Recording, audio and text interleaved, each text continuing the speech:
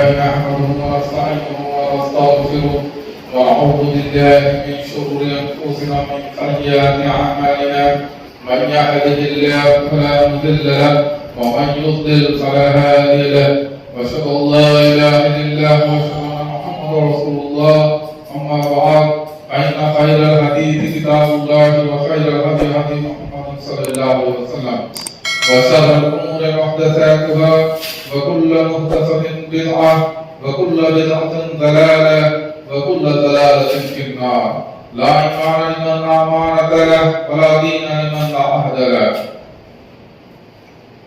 وعن تميم الداري رضي الله عنه أن النبي صلى الله عليه وسلم قال الدين النصيحة. قلنا لمن؟ قال لله ولكتابه ولرسوله ولأئمة المسلمين وعامتهم. رواه مسلم حديث نمبر 196. وقال الله تعالى في القرآن العظيم أعوذ بالله السميع العليم من الشيطان الرجيم من حمده ونفخه ونفثه فذكر فإنما أنت مذكر. سورة الغاشية سورة نمبر 88 آیت نمبر 12. وقال الله تعالى في القرآن العظيم أعوذ بالله السميع العليم من الشيطان الرجيم وذكر فإن الذكرى تنفع المؤمنين. سورة الذاريات سورة نمبر 51 آیت نمبر 55. اللہ کی تعریف و توفیق و کبریائی و کاشف صلی اللہ رب العالمین کو لائق جگہ ہے جس نے ہمیں آپ کو تمام جہاں کو پیدا کیا اور ہمارے لیے بے شمار نعمتیں مہیا فرمائی.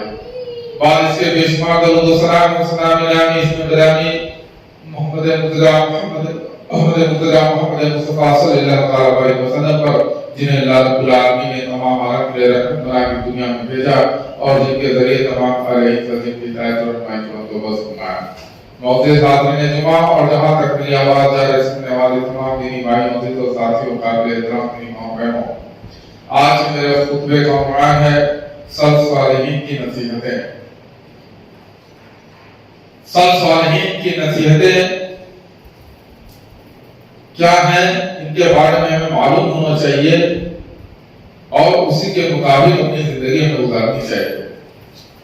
اللہ رب العالمین قرآن مجید سورہ غاشیہ کی آیت نمبر 12 میں ارشاد فرماتا ہے فذکر فإنما أنت مذکر، پس آپ نصیحت کر دیا کریں کیونکہ آپ صرف نصیحت کرنے والے ہیں. یعنی نصیحت کرنے کا اللہ تعالیٰ حکم دے رہا ہے، دروغہ نہیں بنایا ہے. اللہ حکم دے رہا ہے کہ لوگوں کو نصیحت کر دو، ان پہ زبردستی ہمیں نہیں کرنی ہے.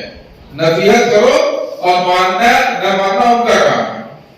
ہمیں نصیحت کا حکم دیا گیا ہے، نبی کو دیا گیا تو ہمیں بھی دیا گیا. ہمیں جو بھی علم ہے اسے دوسروں کو اس کی نصیحت کرتے رہنا چاہیے. سورۃ الذاریات آیت نمبر 55 میں اللہ تعالیٰ ارشاد فرماتا ہے وَذَكِّرْ فَإِنَّ الذِّكْرَىٰ تَنفَعُ الْمُؤْمِنِينَ، اور نصیحت کرتے رہیے کیونکہ نصیحت ایمان لانے والوں کو فائدہ دیتی ہے. جو ایمان والے ہیں ان کو نصیحت فائدہ دیتی ہے اور جو ایمان نہیں لا رہے ہیں تو ان کے لیے نصیحت کریں نہ کریں کوئی فائدہ نہیں ہے. لیکن نصیحت آپ کرتے رہا کریں، چاہے ایمان والے ہوں چاہے بے ایمان والے ہوں، دونوں کو کریں. جو ایمان والے ہیں ان کو فائدہ پہنچائے گی، وہ اس سے نصیحت حاصل کریں گے، وہ گناہوں سے بچیں گے، نیکی کی طرف وہ گامزن ہوں گے. اسی طرح سے مسلم کی حدیث میں ہے کہ تمیم داری رضی اللہ عنہ سے روایت ہے کہ رسول صلی اللہ علیہ وسلم نے ارشاد فرمایا حدیث نمبر 196 کہ دین خیر خواہی کا نام ہے. ہم نے عرض کیا کس چیز کی؟ تو آپ صلی اللہ علیہ وسلم نے ارشاد فرمایا اللہ کی، اس کی کتاب کی، اس کے رسول کی، مسلمانوں کے امیر کی اور تمام مسلمانوں کی. دین خیر خواہی کا نام ہے، بھلائی کا نام ہے، لوگوں کے ساتھ بھلائی کرنے کا نام ہے. اللہ کے ساتھ بھی بھلائی کرو. اللہ کے ساتھ بھلائی یہ ہے کہ اللہ کے حکموں کی ہم پابندی کریں، اللہ کی چیزوں سے منع کریں اس سے رک جائیں، اللہ کی کتاب کی خیر خواہی کریں، اللہ کی کتاب پہ ہم عمل کریں اور اس کے رسولوں کی تابعداری کریں. ان کی خیر خواہی ہے ان کے رسولوں کی تابعداری کریں. اور مسلمانوں کے امیر جو ہوں، جو خلیفہ ہو، جو امیر ہو، جو حاکم ہو، وہ بھی اگر مومن ہے، دیندار ہے تو ان کی بھی خیر خواہی کریں. اور اگر اگر وہ ظالم ہے تو بھی ان کی خیرخواہی کریں کہ انہیں ان کے ظلم سے روکنے کی کوشش کریں، انہیں ان کے ظلم سے روکے منع کریں، اس طرح کی خیرخواہی کریں، اور تمام مسلمانوں کی خیرخواہی کریں، ہر مسلمانوں کے ساتھ بھلائی کا برتاؤ کرتے رہیں، انہیں نصیحتیں کرتے رہنا چاہیے۔ سلف صالحین کی فکر کا احیا آخر کیسے ممکن ہے؟ تو یہ ایک تفصیل کے ساتھ اس کو بتانے کی ضرورت ہے، لیکن جمعہ کے خطبے میں اتنا وقت نہیں ہوتا ہے، اس لیے مختصر میں اختصار میں کچھ چنندہ باتیں جو بتائی جا رہے ہیں اس پہ توجہ دیں اور اس کے مطابق ہم کرنے کی کوشش کریں۔ پہلا، قرآن و حدیث کو لازم پکڑا گیا۔ سب صالحین کی زندگیوں میں یہی سب سے بڑی خوبی تھی کہ وہ قرآن حدیث کو لازم پکڑتے تھے، اس کے علاوہ اور چیزوں کی طرف وہ تعصب نہیں کیا کرتے تھے۔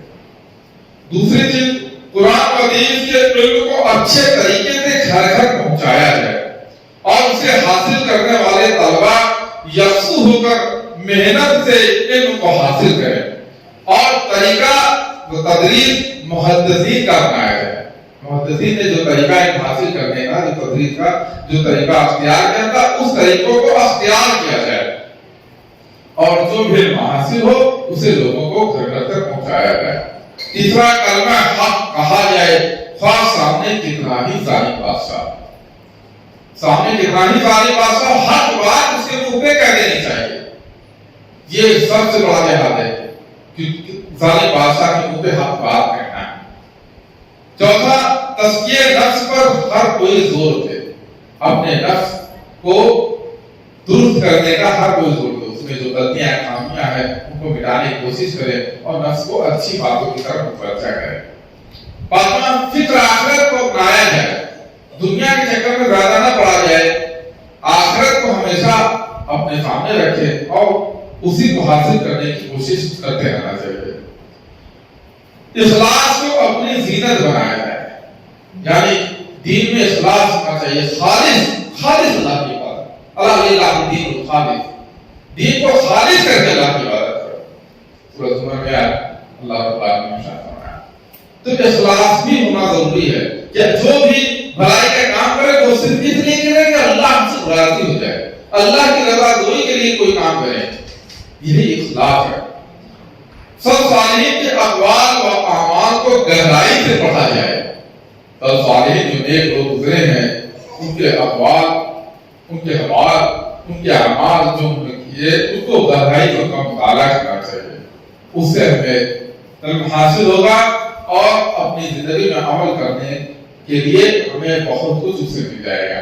اللہ رب العالمین نے سورہ فاتحہ کے اندر اسی کو ارشاد فرمایا ہے، اہدنا الصراط المستقیم، ہمیں سیدھے لوگوں کا راستہ دکھائیے۔ صراط المستقیم یہ جو صحیح راستے تھے، تو صحیح راستے کون ہیں؟ یہ سب صالحین لوگ ہیں، جو صالح نیک لوگ ہیں ان کا راستہ دکھائیے۔ اللہ رب العالمین سے دعا کیا جاتا ہے، اس لیے ان کے اقوال، انہوں نے کیا کہا ہے، ان کے اعمال انہوں نے کیا کیا ہے، اس کو گہرائی سے مطالعہ کرنا چاہیے، حاصل کرنا چاہیے۔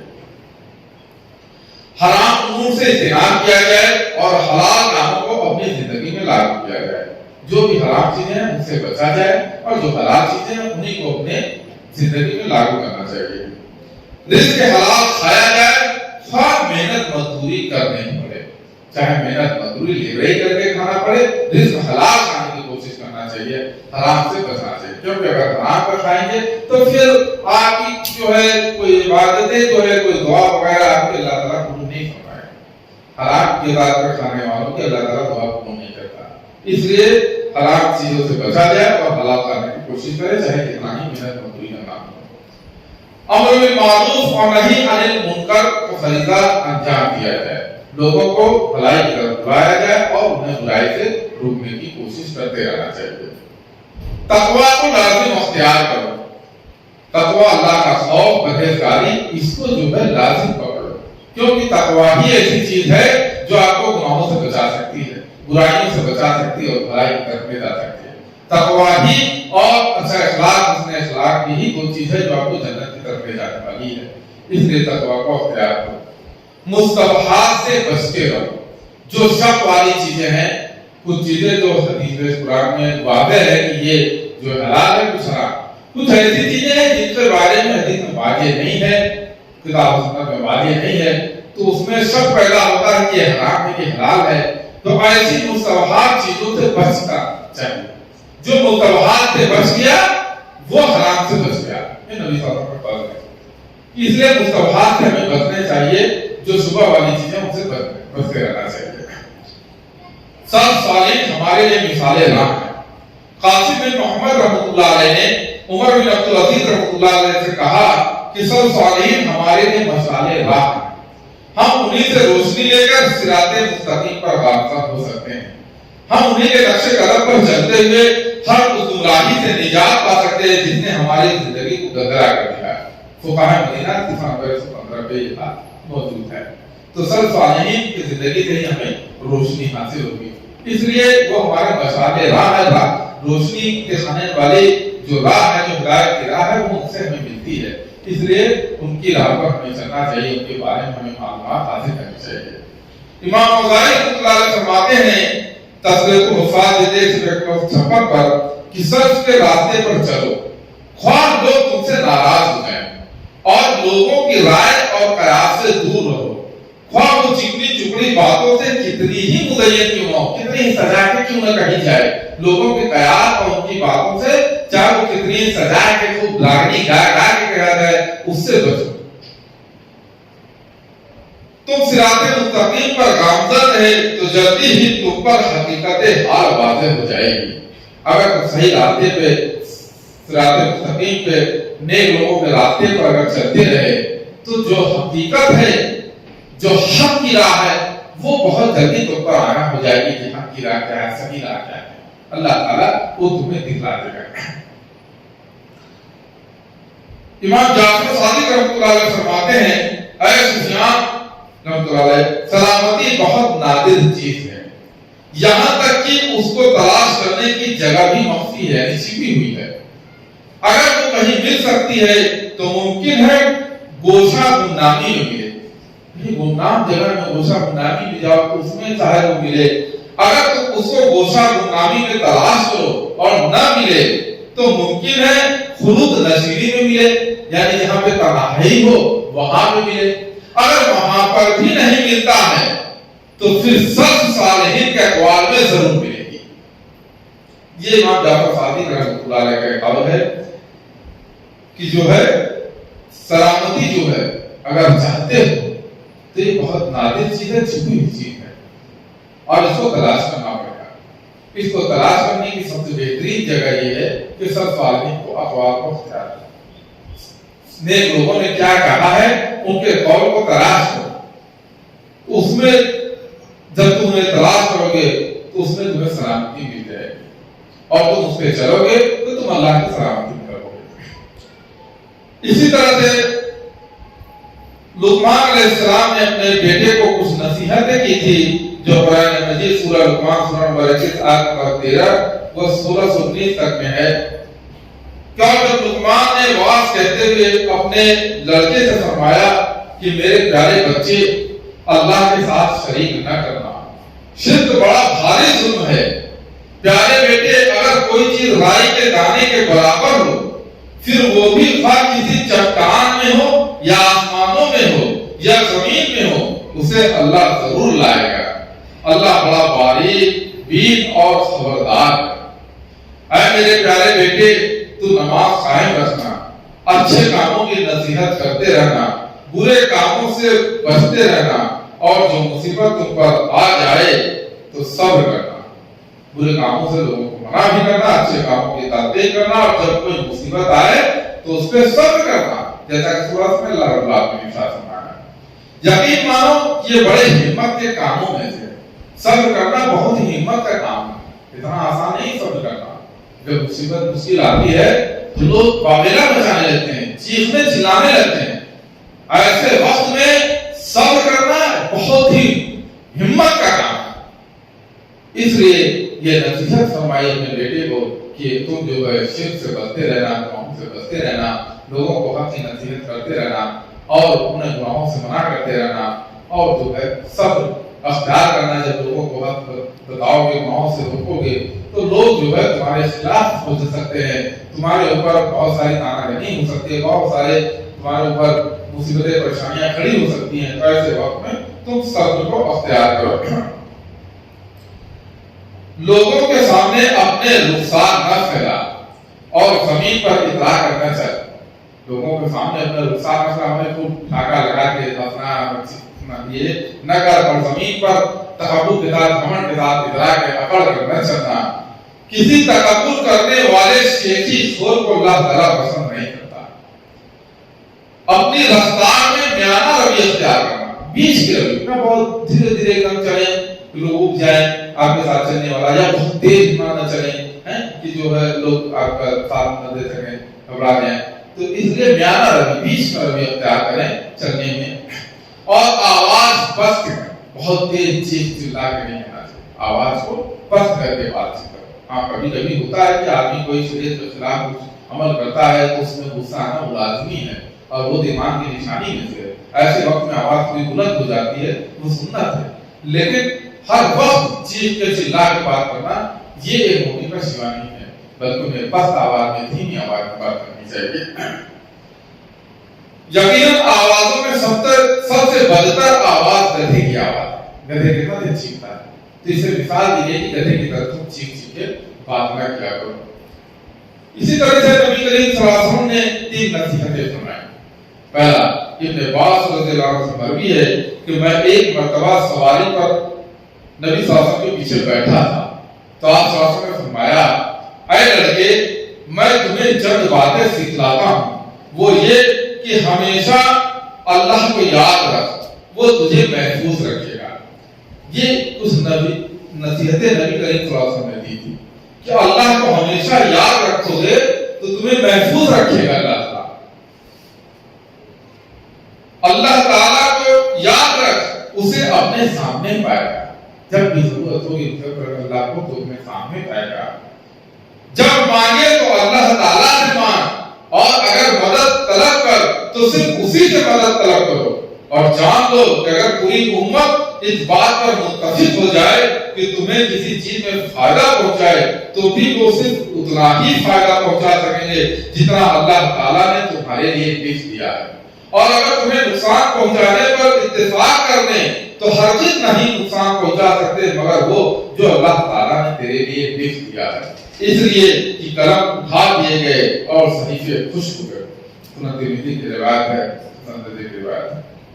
معلوم ہوا کہ اللہ کو ہمیشہ یاد کر، اللہ کو ذکر کر، اور اللہ تمہیں محفوظ رکھے گا، اور اللہ ساری دنیا تمہارے خلاف ہوگا۔ تم اللہ کے ذکر میں اگر مشغول رہو گے تو کوئی تمہارا کچھ نقصان نہیں کر پائے گا۔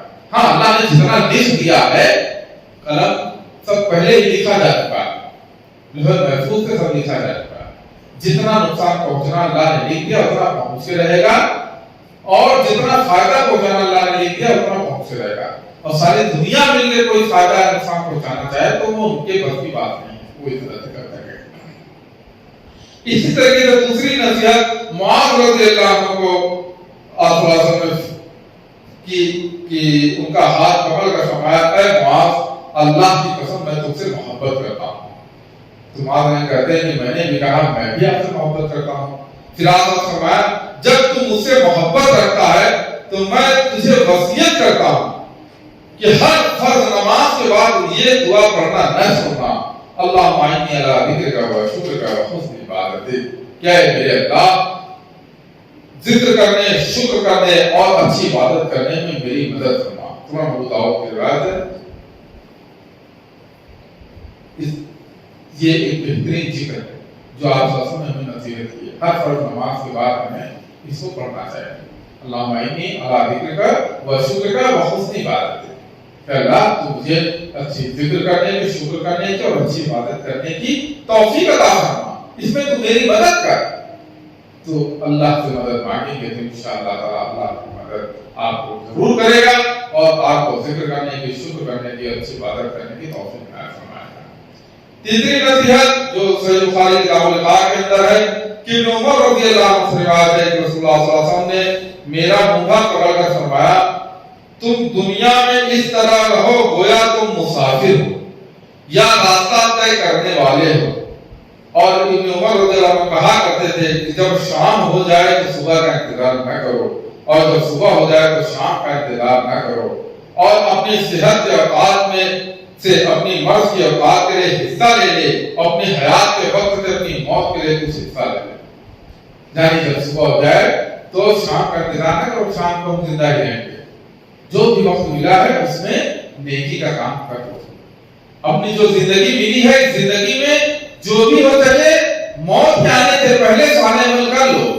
ابھی ملک الموت علیہ السلام کہیں پر گئے ہیں کسی کی روح قبض کرنے، اگلے وقت ہمارے پاس آنے والے ہیں، کب آ جائیں ہمیں اس کا علم نہیں ہے۔ ابھی ایک سانس لی ہے، دوسری سانس لے پائیں گے کہ نہیں اس کا ہمیں علم نہیں ہے، اس لیے اس سانس کے جانے سے پہلے جو بھی صالح عمل ہو سکے اس کو کر لو اور گناہوں سے توبہ کر لو، کیونکہ جب نخرے تک موت آ جائے گی پھر آپ کی توبہ کا دروازہ بند ہو جائے گا، پھر کوئی توبہ قبول نہیں ہوگی۔ تو موت کو نخرے تک آنے سے پہنچنے سے پہلے توبہ کا دروازہ کھلا ہے، آپ کو چاہیے کہ توبہ کر لیں۔ علماء کو بھی کچھ نصیحتیں ہیں۔ امام اوزاعی رحمۃ اللہ علیہ فرماتے ہیں کہ جب کوئی شخص کوئی بدعت جاری کرتا ہے تو اس سے پرہیزگاری سرد ہو جاتی ہے۔ تسلیۃ الحفاظ سے دیکھ سکتے ہیں صفحہ۔ تو علماء کو چاہیے کہ وہ بدعتیں جاری نہ کریں۔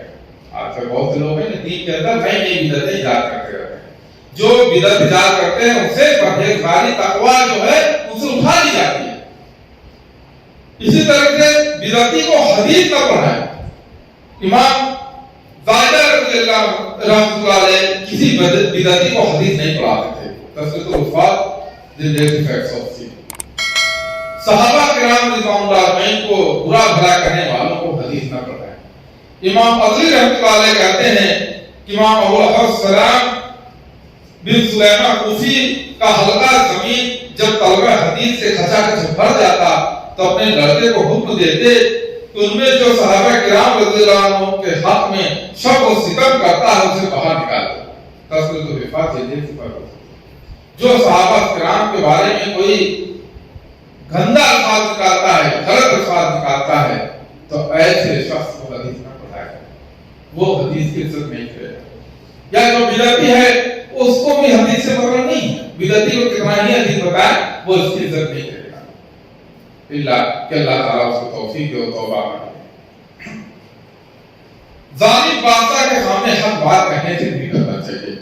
ابن بشیر اور حسین بھی اپنی فرماتے ہیں ہم نصیحت کے لیے چند ضروری باتیں کرنا چاہتے ہیں تاکہ علماء کا عقیدہ صحیح ہو جائے۔ پہلا، نفع اور نقصان کا مالک صرف اللہ تعالیٰ ہے۔ دوسرا، موت و حیات صرف اللہ کے ہاتھ میں۔ تیسرا، عزت و ذلت صرف اللہ کے ہاتھ میں ہے۔ چوتھا، تقدیر برحق ہے۔ پانچواں، رزق میں کمی بیشی اللہ تعالیٰ کے اختیار میں۔ چھٹواں، غربت و عمارت جسے اللہ دے۔ ساتواں، قرآن و حدیث برحق ہے، ان کی مخالفت کرنے والے ظالم بادشاہ کے سامنے حق بات دو ٹوک کہنا بغیر کسی ڈر کے علماء حق پر ضروری ہے۔ جو حق کے پسند علماء ہیں ان کے لیے ضروری ہے کہ اس بات کا خیال رکھیں کہ اللہ رب العالمین کے اختیار میں زندگی موت ہے اور اسی کے اختیار میں رسوائی ذلت ہے، رزق دینا کم کرنا زیادہ کرنا سب اسی کے اختیار میں۔ تو ان چیزوں کی پرواہ نہ کریں اور ظالم بادشاہ کے سامنے حق بات ہے۔ موت جب لکھی ہے تبھی آئے گی، جتنا آپ کے اوپر ظلم کرنا لکھا ہے اتنا ہو کے رہے گا، اس لیے وہاں حق بات کرنے سے ڈرنا نہیں چاہیے بلکہ اہل میدان ظالم بادشاہ کے سامنے حق بات کہنا چاہیے۔ حق بات کہنے کا فائدہ کیا ہوگا؟ امام ہشام بن سلمی دمشقی اپنے خطبے میں فرماتے تھے حق کہو جس دن حق کے ساتھ فیصلہ ہوگا، حق تمہیں اہل حق کے مراتب پر فائز کر دے گا۔ تسلیۃ الحفاظ جلد 270۔ یعنی حق کہنے کا یہ فائدہ ہوگا کہ جس دن حق کے ساتھ فیصلہ ہوگا یوم آخرت میں حشر کے میدان میں جب حق کے ساتھ فیصلہ ہوگا تو تم اہل حق کے مراتب پر فائز ہوگا، یعنی حق کہنے والوں کے مرتبے تک تم پہنچ جاؤ گے۔ دنیا سے نفرت ہونی چاہیے۔ حارث بن مسکین رحمۃ اللہ علیہ فرماتے ہیں امام عبد الرحمن بن قاسم فقیہ دیار مصر کا جہد و تقوی حیرت انگیز تھا، دنیا سے نفرت کا یہ عالم تھا کہ میں نے اکثر ان کو یوں دعا کرتے ہوئے سنا ہے، الہی دنیا کو مجھ سے اور مجھے دنیا سے دور کر، تفریح و وفات دے کی بات ہے۔ تو دنیا سے اتنی نفرت ہونی چاہیے کہ دنیا میں اگر آپ اس سے محبت کرنا شروع کریں گے تو پھر آخرت سے دوری آپ اختیار کریں گے۔ اس لیے دنیا سے نفرت ہونی چاہیے، آخرت کی محبت ہونی چاہیے، کیونکہ ہمیشہ ہمیشہ کی زندگی آخرت کی زندگی ہے اور دنیا کی زندگی چند لمحوں کی زندگی ہے، جو 60-70 سال کی زندگی تقریباً اکثر امت محمدیہ کی زندگی آپ فرمائے کہ 60-70 کے بیچ ہوگی، زیادہ تر لوگوں کی، بہت کمی ہوں گے جو اس سے لائق ہیں۔ اسے 60-70 سال کی زندگی جو آخرت کے حشر کے میدان کا ایک دن جو 50,000 سال کے برابر ہوگا، اس کے حساب سے دیکھیں تو چند لمحوں کی ایک زندگی ہے۔ اس زندگی کے لیے بہت زیادہ کوشاں پریشان نہیں ہونا چاہیے، بہت زیادہ اس سے محبت نہیں کرنی چاہیے۔ جو ہمیشہ ہمیشہ کی آخرت کی زندگی ہے، جو حساب کتاب کے بعد ہر دن 1000 سال کے برابر کی زندگی ہوگی، جو کبھی ختم ہونے والی نہیں ہے، لاکھوں کروڑوں اربوں سال کے بعد بھی ختم ہونے والی نہیں، اس زندگی کے لیے تیار ہے۔ اور یہ ایک جو ہے عقل مند انسان کی پہچان بھی ہے۔ الغیث من نفس من الموت والآج ما قطع نفسه هواها اتمنى على الله، کہ عقل مند وہ ہے جو اپنے نفس کا محاسبہ کرے اور موت کے بعد آنے والی زندگی کے لیے تیاری کرے، اور بیوقوف وہ ہے جو اپنے آپ کو نفسانی خواہشات کے پیچھے لگائے رکھے اور اللہ سے بڑی بڑی امیدیں وابستہ رکھے۔ یہ بیوقوفی کی نشانی ہے کہ اپنے نفس پر چلو، اللہ سے ملے گا، بڑا غفور نہیں ہے، بہت رحمان، معاف کر دینے والا، یہ بیوقوفی ہے۔ آپ موت کے بعد آنے والی زندگی کے تیاری کریں، نیک عمل کریں اور اس کے بعد اللہ سے امید کریں، یہ عقل کی نشانی ہے۔ برائی کر کے اللہ سے امید رکھنا یہ بیوقوفی کی نشانی ہے۔ اللہ رب العالمین ظالم نہیں ہے۔ اگر آپ حق پہ رہیں گے، کتاب و سنت پہ عمل کرتے ہوئے زندگی گزاریں گے، صالح عمل کرتے ہوئے زندگی گزاریں گے، تو اللہ رب العالمین آپ کو مایوس آخرت میں انشاءاللہ نہیں سنائے گا۔ رشوت کے ذریعے حق کو باطل نہ بنایا جائے۔ ایک دفعہ قاضی نے امام عفان بن صفار بصری رحمۃ اللہ علیہ کو 10,000 دینار کی رقم صرف اتنی بات پر پیش کی کہ آپ ایک آدمی کی تعریف یا سیرت میں زبان نہ کھولیں، خاموش رہیں، مگر انہوں نے اس پیشکش کو ٹھکرا دیا اور فرمایا میں کسی حق کو باطل نہیں کر سکتا۔ تذکرۃ الفاظ یہ سب سوالین کا طریقہ تھا۔ آج کل تو لوگ لمحوں سے 100, 200, 1000, 500 میں جو بھی جایا کرتے ہیں، لیکن ایک ایمان والا جو ہے، ایک نیک شخص جو ہے، وہ لاکھوں کروڑوں کی دولت دے دی جائے تو بھی حق کو باطل کرنے کے لیے تیار نہیں ہوتا۔ مامون کے گورنر اسحاق ابراہیم نے امام عفان بن مسلم صفار بصری رحمۃ اللہ علیہ کو خط لکھا، اس میں تھا کہ قرآن کو مخلوق تصنیف کرو ورنہ آپ کا وظیفہ 500 درہم مہینہ جو کو دیا جاتا تھا بند کر دیا جائے گا۔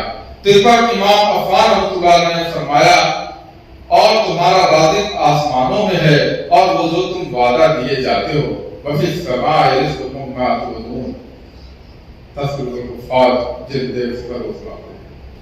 تو سرفراہی کا یہ طریقہ تھا کہ گورنر نے کہا کہ آپ کو جو مہینہ دے رہے ہیں تنخواہ یہ روک دیں گے اگر آپ جو ہے قرآن کو مخلوق نہیں مانگو گے تو کچھ فرقہ ایسے ہیں جو قرآن کو مخلوق مانگتے ہیں، جبکہ قرآن مخلوق نہیں ہے، قرآن اللہ کا کلام ہے، اللہ کی صفت ہے، اللہ کی بات ہے اور اللہ کی بات مخلوق نہیں ہو سکتی۔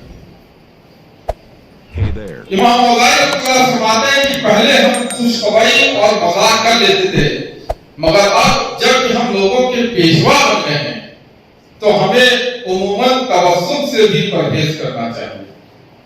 یعنی لوگوں کے پیشوا بن گئے، لوگوں کی جو ہے جب عالم بن جاتا ہے، آدمی مفتی ہو جاتا ہے، ایک بڑے عہدے پر فائز ہو جاتا ہے، لوگ اس کی طرف دیکھنے لگتے ہیں، اس سے علم حاصل کرنے لگتے ہیں، تو ایسے وقت اس کو چاہیے کہ بہت زیادہ ہنسی مذاق نہیں کرنا چاہیے، بہت ڈھاکہ لگا کر انسان چاہیے، یہاں تک کہ مسکرانے میں بھی بڑا پرہیز کرو، کبھی کبھی مسکرانا چاہیے۔